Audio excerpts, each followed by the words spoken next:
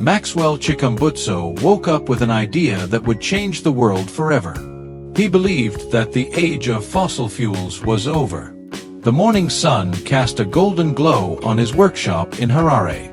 Inside that small space lay secrets that engineers had only dreamed of. He stared at a pile of discarded engine parts and wires. His heart raced with the possibility of making something no one had ever seen before. The hum of distant traffic reminded him of the world's addiction to fuel. He knew this was a battle against giants. Everywhere he turned, someone said it was impossible. But Maxwell had learned long ago that impossibility was a myth. His thoughts danced between physics, chemistry, and pure intuition. The idea came not as a whisper but as a roar inside his head. What if a bus could run without fuel, without electricity, and without charging? What if a bus could run on thin air? He wrote the question on a scrap of paper and underlined it twice. The world would laugh, but he smiled. He gathered every piece of equipment he could find. Old batteries, copper wires, magnets, and steel rods lay scattered across his workbench. He closed his eyes and imagined the impossible machine coming to life. Maxwell was no stranger to skepticism. For years, people called him a dreamer, a fraud, a madman. But deep inside, he knew something they didn't. He understood that energy was everywhere, waiting to be tapped. He had read about Nikola Tesla and his theories of wireless power. He wondered if those theories had been buried too soon. History had a way of hiding the truth from the masses. Maxwell believed that nature held secrets we refused to see. Thin air, the very breath of life, was a reservoir of untapped power. He whispered to himself, "Energy cannot be created or destroyed." If that law was true, then the energy was already here. All he had to do was find a way to use it. The nights were long, and the days were unforgiving. Tools clattered on the floor as he worked tirelessly. He burned his fingers soldering circuits in the dim light. Every failure felt like a punch to his soul. But every failure also whispered, "Try again." Friends stopped visiting. Family members shook their heads in silence. They told him to get a real job. But Maxwell refused to give up. He knew the world didn't need another diesel engine. The world needed a revolution in motion. Rain drummed on the roof as he bent over his creation. Wire by wire, screw by screw, the machine began to take shape. It looked nothing like a traditional engine. It was strange, almost alien, a box of mysteries. Inside the box, coils and magnets formed a hidden symphony. Maxwell connected the last wire and held his breath. Would it work? He pressed the switch.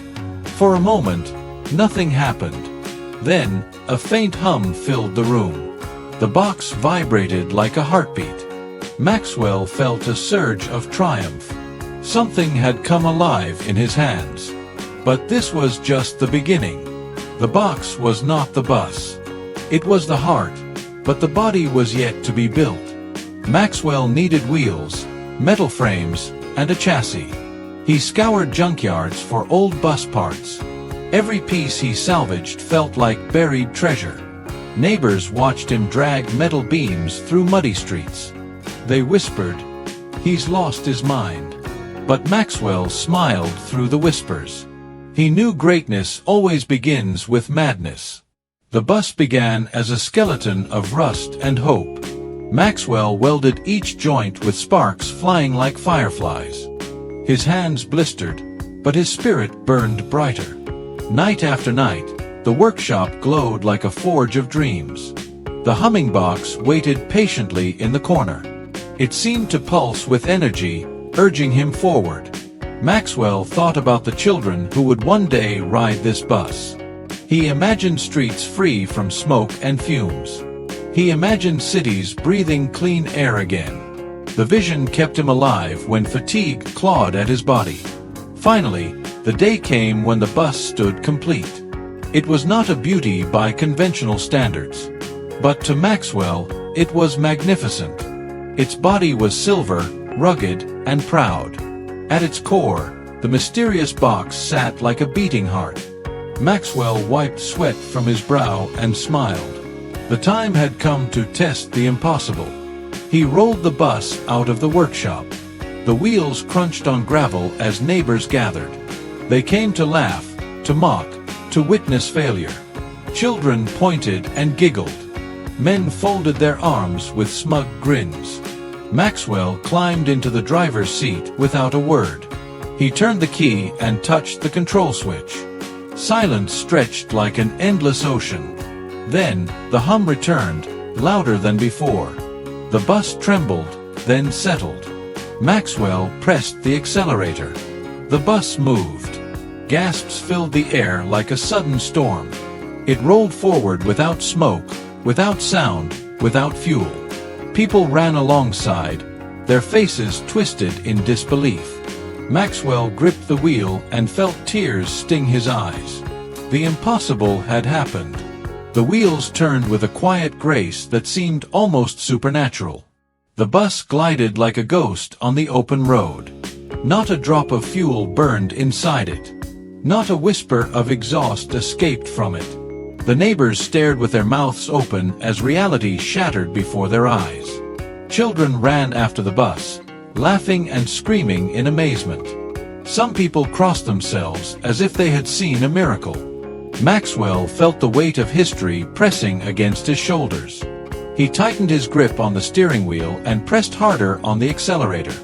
The bus surged forward with power that defied logic. Its speed grew, yet the engine remained silent. The hum inside the box pulsed like the heartbeat of an alien creature. Every fiber of Maxwell's being screamed that this was real. It was not a dream anymore. The road stretched ahead like a promise. Maxwell drove past houses, past fields, past the limits of imagination. He could feel eyes following him from every doorway. The whispers turned to cheers, then to shouts of disbelief. Phones came out, recording every second of the miracle. Maxwell knew the videos would spread like wildfire. He also knew that not everyone would be happy about this. Somewhere in the towering offices of oil empires, alarms would go off. The giants of industry would not smile at the birth of a bus that runs on thin air. Maxwell's joy was tempered by the shadow of what was to come. But for now, he let the wind whip across his face as victory sang in his veins. He pulled the bus into an open field and stopped. The machine obeyed without hesitation, humming softly like a living thing. Maxwell turned the key and killed the hum. Silence swallowed the world. People ran across the grass to touch the silver beast. They tapped the sides, peered under the wheels, and searched for hidden fuel tanks. There were none. A man shouted, "Where is the engine?" Maxwell only smiled. Another voice demanded, "What powers it?" He pointed to the mysterious box inside and said, "This is the future." Cameras flashed as people crowded around, snapping pictures from every angle. Questions rained down like bullets, but Maxwell answered none. He knew words were useless when proof was roaring before their eyes. The crowd buzzed with excitement, fear, and awe. Some whispered of witchcraft. Others whispered of genius. Maxwell stood tall, his heart pounding like a drum of destiny. He had done what the world said could never be done. But now came the hardest part, protecting it. The news spread in ripples, then in waves, then in a global tsunami. Every major network carried the headline, "A bus that runs on thin air." Social media exploded with videos of the silent silver machine. Comments poured in faster than lightning. Some called him a hero. Some called him a fraud. Debates raged across continents, in living rooms, in boardrooms, in classrooms. Experts appeared on TV with furrowed brows. They said it was impossible. They said it defied the laws of physics. They demanded proof. But the proof was already rolling across Harare's streets. Energy companies felt the tremor of fear. They held emergency meetings behind closed doors. Billions of dollars trembled on the edge of oblivion. Governments watched with narrowed eyes. Was this a threat to their power grids, their taxes, their control? Scientists demanded blueprints. Engineers demanded schematics. Maxwell gave them nothing. He locked the workshop and barred the windows. He knew the wolves were coming. They always come for the man who changes the game. Day turned to night, and night turned to day as Maxwell plotted his next move. He could not keep this secret forever.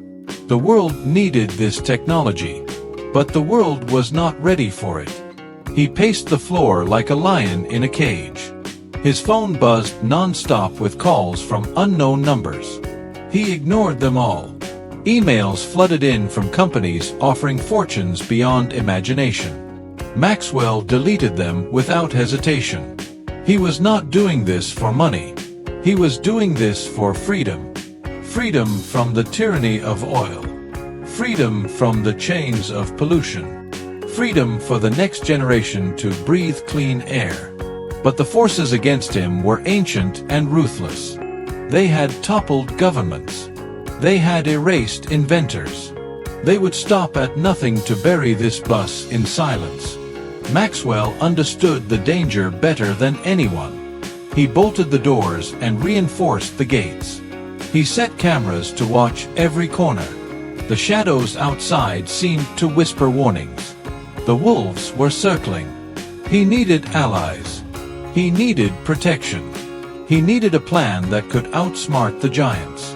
Maxwell sat in the dark, staring at the humming box. It glowed faintly as if aware of the storm gathering around it. He reached out and touched its warm surface. It was alive in a way that metal should never be alive. He whispered, "You will change the world." The box gave no answer, only its steady hum. The night stretched long and heavy as whispers of danger thickened around Maxwell's mind. He could feel eyes on him even when no one was there. Cars slowed down outside his workshop and sped off without reason. Unknown faces appeared in the neighborhood and vanished like ghosts. He knew what it meant. The wolves were not waiting anymore. They were hunting. Maxwell pulled the curtains tight and worked under the dim glow of a single bulb. He had to make a choice before they made it for him. Should he keep the secret locked away? Or should he unleash it to the world and let chaos follow? The hum of the mysterious box seemed louder that night. It was almost as if it was speaking to him in a language of energy. Maxwell placed his palm on it and felt a gentle vibration like the pulse of life. He whispered, "If they take you, they take the future." The box hummed as if in agreement. He turned to his cluttered workbench and began scribbling on sheets of paper. Blueprints, formulas, sketches, all spilling from his restless mind. He wrote until his hands cramped and his eyes burned. Every line was a lifeline to the dream he had given birth to. But dreams attract predators. His phone lit up again with another unknown number. This time he answered. A cold voice slid through the speaker like a knife. "Mr. Chikumbutso, we need to talk." Maxwell froze but said nothing. The voice continued, calm yet dripping with threat. "You have something that doesn't belong to you." Maxwell clenched his jaw. "It belongs to the world," he replied softly. The voice chuckled, a sound like gravel grinding under boots. "Not anymore. You have 48 hours." The line went dead. Maxwell's hand trembled as he lowered the phone. The wolves were no longer in the shadows. They were coming through the door. He locked the phone away and turned to the box once more. It glowed faintly like a secret star in the darkness. He whispered, "They will not take you." Sleep abandoned him that night. At dawn, he loaded the bus and drove it far from the city. The silver beast glided silently across the open road like a phantom. Every mile put distance between him and the hunters. Fields stretched endlessly on both sides as the morning sun painted them gold. Maxwell breathed deeply, feeling freedom for a fleeting moment. But freedom is fragile when power is at stake. He parked the bus near a dry riverbed and stepped out. The earth beneath his boots felt ancient and wise. Birds circled overhead as if watching history unfold. Maxwell scanned the horizon for signs of pursuit. None yet. He climbed back inside and opened a hidden compartment under the driver's seat. Inside lay a smaller box, even stranger than the first. This was his failsafe. A core that could power the bus even if the main box was taken. He had built it in secret, trusting no one with its existence. Maxwell held it close for a moment like a father holding his child. Then he placed it back and locked the compartment tight. The sun climbed higher, and the heat shimmered on the road. Maxwell knew he couldn't hide forever. He needed to make a move that would outwit the wolves entirely. Suddenly, a thought struck him like lightning. What if the secret could not be killed because it lived everywhere? What if he released the knowledge into the world so widely that no one could bury it? It was a dangerous idea. If the wrong hands got it, the world could burn. But if he did nothing, the dream would die in darkness. Maxwell drove the bus toward the mountains where signals were weak and silence was deep. He reached a remote cabin he had once visited as a child. It stood weathered and lonely among ancient trees. Here, he would decide the fate of his invention. He entered the cabin and felt the cool breath of forgotten years. Dust lay thick on the wooden floor, whispering stories of the past. He set up his laptop and powered it with a portable generator. The screen glowed like a lighthouse in the shadows. Maxwell typed slowly at first, then faster, pouring his soul into the keys. Every detail of the technology, every equation, every sketch, he uploaded it all. He encrypted the files with layers of security only he could navigate. Then he prepared a timed release to scatter the information across hidden servers. If something happened to him, the world would still know. His hands shook as he pressed the final key. The future was no longer his alone. Outside, the forest whispered in the wind as if carrying his secret to the trees. Maxwell stepped out and gazed at the endless green. He felt small yet infinite in that moment. But peace lasted only a heartbeat. A low rumble rolled through the distance. Engines. The wolves had found him. Black SUVs emerged from the trees like predators from the dark. Doors slammed. Men in black suits stepped out with faces carved from stone. Maxwell's heart pounded as the wind died into silence. The hunt was over. Maxwell stood frozen as the men approached with slow, deliberate steps. Their polished shoes crunched against the gravel with the sound of inevitability. He counted 6 of them, each one dressed in black from head to toe. Dark glasses hid their eyes, but not their intentions. The leader carried no weapon yet radiated danger like a coiled serpent. Maxwell clenched his fists but felt the futility of defiance. These men were not amateurs. They were the kind who erased problems without leaving shadows behind.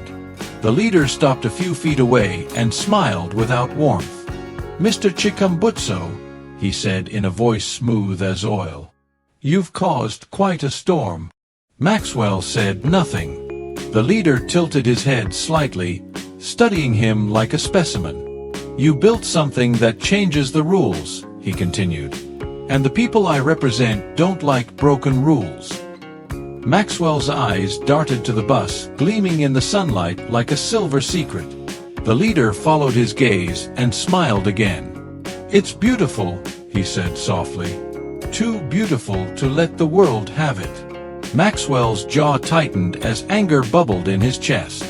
"It doesn't belong to you," he said. The leader's smile widened, almost amused. "Everything belongs to those who can take it," he replied. He gestured, and 2 men stepped toward the bus. Maxwell moved instinctively to block them, but the leader raised a hand. "No need for heroics," he said. "You're not our enemy, Maxwell. You're just misguided." The words slithered through the air like venom. Maxwell's pulse thundered in his ears. He thought of the years of struggle, the nights of exhaustion, the dreams that fueled him. He thought of a future free from oil and greed. He thought of the children who deserved clean skies. And he knew he could not surrender.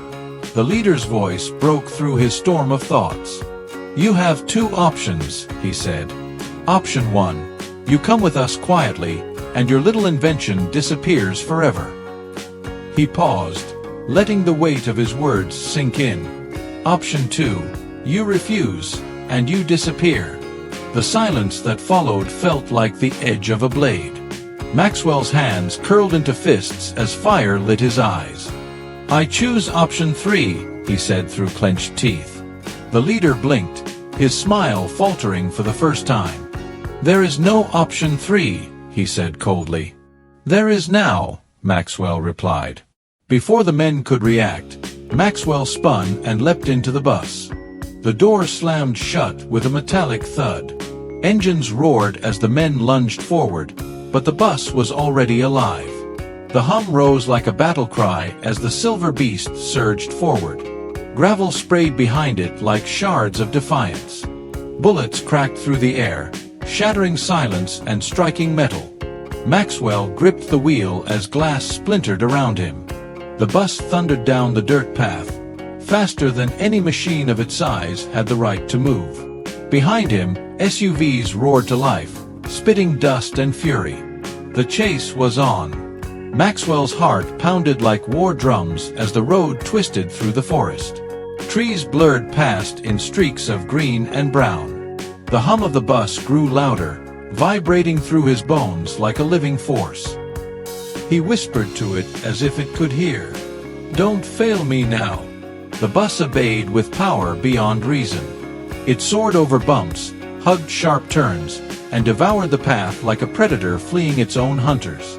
In the rearview mirror, black SUVs tore after him like wolves closing on prey. Their headlights burned like eyes of doom. Maxwell slammed the accelerator, but the road narrowed ahead. A bridge loomed, a rickety span of wood across a yawning gorge. Maxwell's breath caught in his throat. If the bridge failed, the dream died with him. He clenched his teeth and aimed for the center. The bus hit the bridge with a groan of protesting wood. Planks cracked and splintered as tires screamed against the worn boards. Behind him, engines roared louder as the wolves refused to break stride. Maxwell prayed the bridge would hold. Halfway across, a gunshot rang out, shattering the rear window. Wind howled through the gap as shards of glass glittered in the sun. Maxwell ducked instinctively but never eased his grip. The far end of the bridge rushed toward him like salvation. With a final roar, the bus leapt off the last plank and slammed onto solid ground. The bridge shuddered behind him under the weight of pursuit. Then it snapped. Wood exploded as the structure tore free and tumbled into the abyss with a thunderous crash. The SUVs screeched to a halt inches from the edge, their tires spitting smoke. Maxwell exhaled a breath he didn't know he was holding. For now, he was safe. But safety is an illusion when the world wants your secret. He drove deeper into the wilderness, the hum steady and strong like a loyal heartbeat. As the sun sank behind the mountains, shadows lengthened and the forest whispered of uncertain tomorrows. Maxwell knew this was far from over. The wolves had lost the hunt today, but they would not stop. They never stop. He tightened his grip on the wheel and muttered to the empty road. "Let's see how far we can run."